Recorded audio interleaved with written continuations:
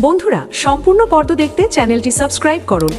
সবাই জানে আজ আয়ুষের সঙ্গে মেঘার বিয়ে, কিন্তু বিয়ের মণ্ডপ আয়ুষ্মান হঠাৎ করে মেঘার জায়গায় কুসুমকে সিঁদুর পরিয়ে দেয়। মেঘা লাল বেনারসি পরে কোণে সাজে মণ্ডপে এসে বসেছে। পুরোহিত মন্ত্র পড়ছে, চারদিকে আত্মীয় স্বজনের ভিড়। ঠিক সেই সময় এক অদ্ভুত ঘটনা ঘটে। 7 পাকে ঘোরার আগেই হঠাৎ করে আয়ুষ্মান থেমে যায়।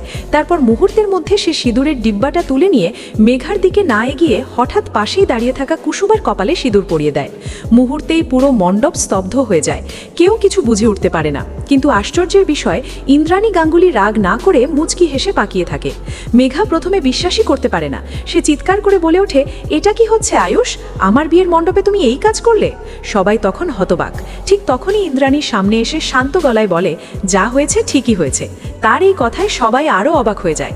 তারপর ইন্দ্রাণী কুসুমকে ডেকে বলে, কুসুম, ভেতরে আসো, আজ সবাই সত্যিটা জানবে।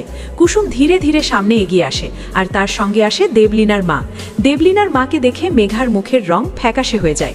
সে তোতলাতে থাকে, মাসি, তুমি এখানে কেন? কুসুম তখন সবার সামনে দাঁড়িয়ে বলে, মেঘা ম্যাডাম, আজ আপনার সব সত্যি সামনে আসবে। এতদিন আপনি যেসব নাটক করেছেন তার সব প্রমাণ আমার কাছে আছে। তখন দেবলীনার মা কাঁপা গলায় বলতে শুরু করে, হ্যাঁ, মেঘা অনেকদিন ধরেই দেবলীনার সঙ্গে মিলে বড় একটা ষড়যন্ত্র করছিল। সবাই অবাক হয়ে শোনে। ইন্দ্রাণী গম্ভীর মুখে দাঁড়িয়ে থাকে। সে আগে থেকেই সব জানত, কিন্তু সঠিক সময়ের অপেক্ষা করছিল। এদিকে গল্পের শুরুতেই দেখা যায়, মেঘার আসল চেহারা জানার পর ইন্দ্রাণী মনে মনে ঠিক করে ফেলে যে সে কখনোই আয়ুষের সঙ্গে মেঘার বিয়ে হতে দেবে না। সে কুসুমকে ডেকে বলে, কুসুম, মেঘা আমার ছেলের জন্য একদমই ঠিক মেয়ে না।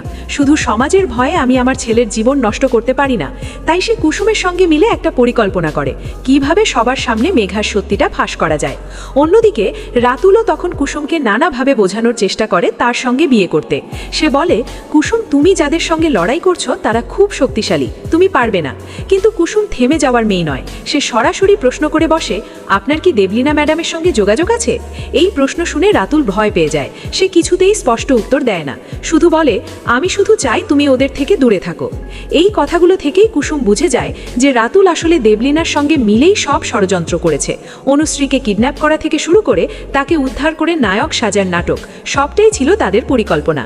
ঠিক তখনই আয়ুষ সেখানে এসে পড়ে এবং জিজ্ঞেস করে, তোমরা কি নিয়ে কথা বলছো? রাতুল তাড়াতাড়ি করে পরিস্থিতি সামাল দিয়ে দেয়। পরের দিন সকালে গাঙ্গুলি বাড়ি একেবারে বিয়ের সাজে সাজানো হয়। আয়ুষ অবাক হয়ে যায়। সে বলে, এগুলো কি হচ্ছে? তখন ইন্দ্রাণী শান্ত গলায় বলে, আজ তোমার বিয়ে আয়ুষ।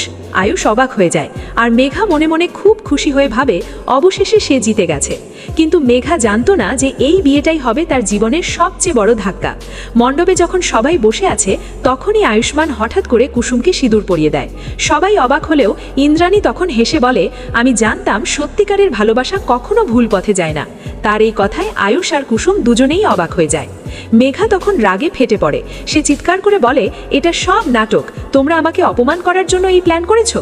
ঠিক তখনই দেবলীনার মা সামনে এসে বলে, না মেঘা, আজ আর মিথ্যে বলে লাভ নেই। সে সবার সামনে মেঘা আর দেবলীনার সব ষড়যন্ত্রের কথা বলে দেয়, কিভাবে তারা ইন্দ্রাণীকে ফাঁসানোর জন্য নতুন পরিকল্পনা করছিল। ঠিক তখনই খবর আসে যে দেবলীনা নাকি রাগে পাগল হয়ে গেছে এবং সে নাকি মেঘাকে গুলি করার পরিকল্পনা করছে, যাতে দোষটা ইন্দ্রাণীর ওপর পড়ে। এই খবর শুনে সবাই ভয় পেয়ে যায়, কিন্তু কুসুম সামনে এসে বলে, আমি আমার দেবী মাকে কিছুতেই কিছু হতে দেব না। দরকার হলে নিজের প্রাণ দিয়ে হলেও আমি ওনাকে বাঁচাবো।